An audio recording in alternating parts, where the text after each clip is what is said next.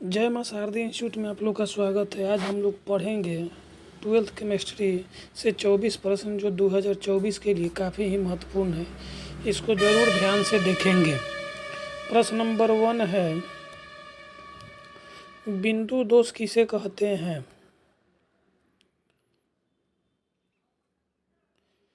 तो आंसर होगा किसी क्रिस्टल में जालक बिंदु से अवयवी कणों का विस्थापन से उत्पन्न दोष बिंदु दोष कहलाता है। प्रश्न नंबर 2 है, मोल अंश क्या है? उत्तर होगा कि मोल अंश किसी बिलियन में किसी अवयवों की मोलों की संख्या तथा कुल मोलों की संख्या के अनुपात यानी रेशियो में व्यक्त किया जाता है। प्रश्न नंबर 3 है, फैराडे के विद्युत अपघटन के प्रथम नियम को लिखे। आंसर होगा इस नियम के अनुसार किसी इलेक्ट्रोड से मुक्त किसी पदार्थ की मात्रा प्रवाहित विद्युत धारा के समानुपाती होती है। प्रश्न नंबर 4 होगा, अभिक्रिया की कोटि से क्या समझते हैं? उत्तर होगा किसी रासायनिक अभिक्रिया के वेग समीकरण में अभिकारकों की घातों का योग अभिक्रिया की कोटि कहलाती है।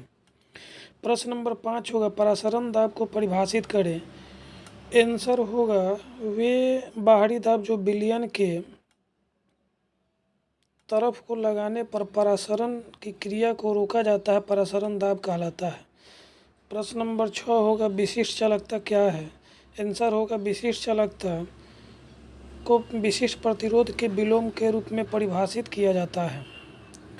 प्रश्न नंबर 7 है, मानक इलेक्ट्रोड विभव को परिभाषित करें।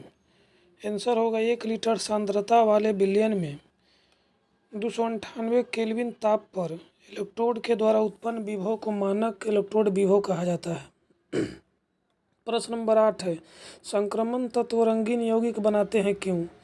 आंसर होगा संक्रमण तत्व रंगीन यौगिक का निर्माण करता है क्योंकि संक्रमण तत्व के डी कक्षक में उपस्थित अयुग्मित इलेक्ट्रॉन प्रकाश की किरणों को अवशोषित करता है, अतः डी संक्रमण के कारण रंगीन होता है। प्रश्न नंबर 9 है, ब्राउनी गति क्या है? जब कोलाइडी विलयन का निरीक्षण किया जाता है तो कोलाइडी टेढ़ी मेढ़ी रास्ते में गमन करती, इसे ही ब्राउनी गति कहा जाता है। प्रश्न नंबर 10 है, सक्रिय ऊर्जा क्या है? आंसर होगा अभिकारक से मध्यवर्ती के निर्माण में आवश्यक ऊर्जा को सक्रिय ऊर्जा कहा जाता है, यानी आवश्यक ऊर्जा को ही सक्रिय ऊर्जा कहा जाता है अभिकारक में। प्रश्न नंबर 11 है, शॉटकी दोष क्या है? सबसे महत्वपूर्ण क्वेश्चन है। आंसर होगा इस दोष में अवयवी कण अपने जालक बिंदु को छोड़कर गायब हो जाते हैं, इसे शॉटकी दोष कहते हैं। फिगर के माध्यम से समझ सकते हैं। प्रश्न नंबर 12 है, फ्रेंकल दोष क्या है?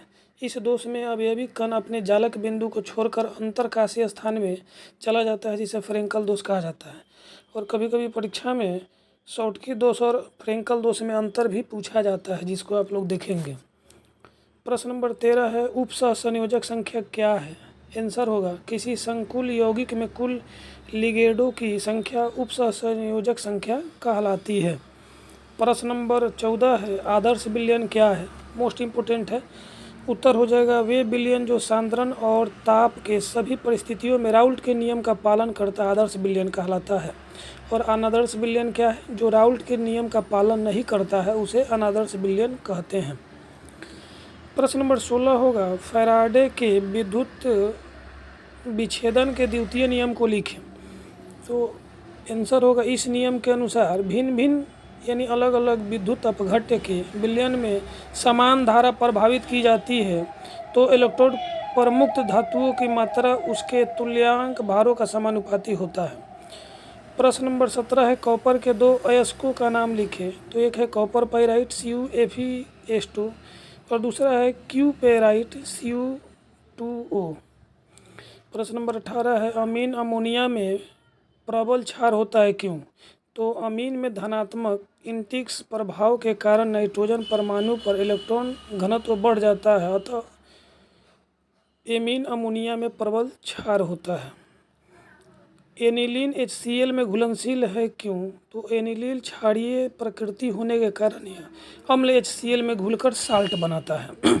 प्रश्न नंबर 20 है, मोलरता को परिभाषित करें। किसी 1 लीटर विलयन में घुले हुए विलेय की कुल मोलों की संख्या विलयन की मोलरता कहलाता है और मोलरता जो होगा वह 1 kg विलयन में घुले विलय की कुल मोलों की संख्या को कहा जाएगा। प्रश्न नंबर 21 है, भर्जन क्या है? वह प्रक्रिया जिसमें सांद्रित अयस्क को उपस्थित वायु में गर्म किया जाता है, जिसे जल वाष्प के रूप में बाहर निकल जाता है, भर्जन कहलाता है।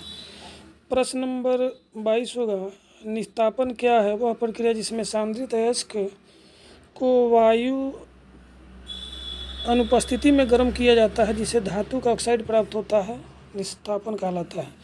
टिंडल प्रभाव, जब प्रकाश की किरण को कोलाइडी विलयन से गुजारा जाता है तो प्रकाश के प्रकीर्णन के कारण प्रकाश का मार्ग दिखाई देने लगता है, उसे टिंडल प्रभाव। अंतिम सवाल होगा 24 नंबर, विद्युत रासायनिक तुल्यांक को परिभाषित करें। आंसर होगा, किसी विद्युत अपघट्य के विलयन में 1 एम्पीयर की धारा 1 सेकंड तक प्रभावित की जाती है तो इलेक्ट्रोड से मुक्त पदार्थ की मात्रा विद्युत रासायनिक तुल्यांक कहलाता है। धन्यवाद।